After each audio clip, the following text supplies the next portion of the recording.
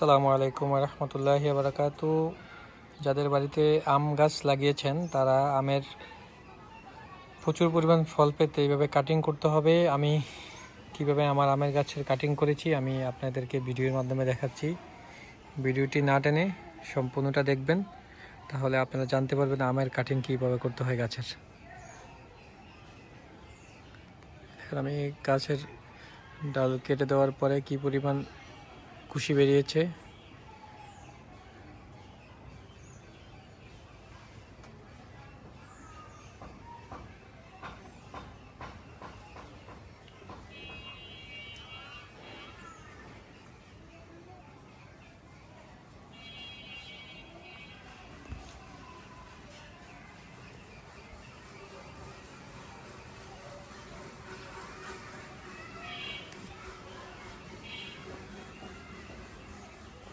প্রতিটা ডালের মাথায় 7 থেকে 8টি করে কুশি বেরিয়েছে, কোনোটি 5টি করে।